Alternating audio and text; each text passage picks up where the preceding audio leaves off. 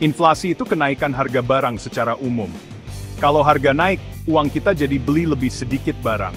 Misalnya tahun lalu roti tawar harganya Rp2.000, sekarang jadi Rp2.500.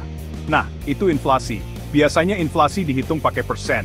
Inflasi bukan berarti semua harga naik loh. Ada harga yang naik banyak, ada yang naik sedikit, bahkan ada juga yang turun. Tapi rata-rata harga barang memang naik. Inflasi bisa terjadi sebentar, bisa juga lama. Kalau inflasinya lama, bisa bikin susah masyarakat dan juga para pengusaha.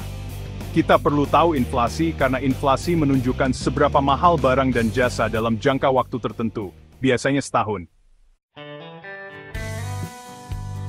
Banyak hal yang bisa menyebabkan inflasi. Salah satunya, kalau pemerintah cetak uang terlalu banyak. Uang beredar banyak, tapi barang dan jasanya tetap, jadinya harga naik. Penyebab inflasi lainnya adalah ketika biaya produksi barang dan jasa naik.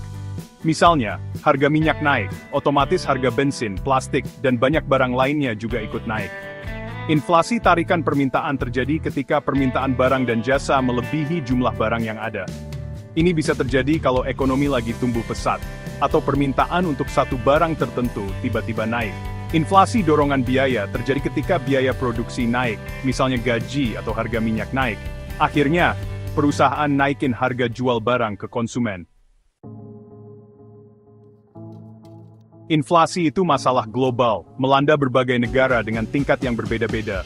Tahun 2023, Venezuela mengalami hiperinflasi, di mana harga-harga naik jutaan persen. Ini disebabkan oleh banyak faktor, termasuk salah urus pemerintah dan sanksi ekonomi. Argentina juga mengalami inflasi yang signifikan, lebih dari 50%, disebabkan oleh faktor-faktor seperti ketidakstabilan politik dan penurunan nilai mata uang. Amerika Serikat juga mengalami tekanan inflasi dalam beberapa tahun terakhir, dengan kenaikan indeks harga konsumen. Faktor-faktor seperti gangguan rantai pasokan karena pandemi COVID-19, dan kenaikan biaya energi, jadi penyebabnya. Hiperinflasi itu kenaikan harga yang cepat dan berlebihan, biasanya lebih dari 50% per bulan. Salah satu contoh hiperinflasi yang terkenal terjadi di Jerman Weimar setelah Perang Dunia Pertama. Pemerintah Jerman saat itu cetak uang banyak banget untuk bayar utang perang. Akibatnya nilai mata uang German Mark jadi anjlok. Tahun 1923, pas puncak hiperinflasi, harga di Jerman naik 2 kali lipat setiap beberapa hari. Orang-orang langsung belanja begitu gajian, karena mereka tahu besoknya uang mereka jadi nggak berharga. Hiperinflasi ini punya dampak buruk bagi ekonomi dan masyarakat Jerman.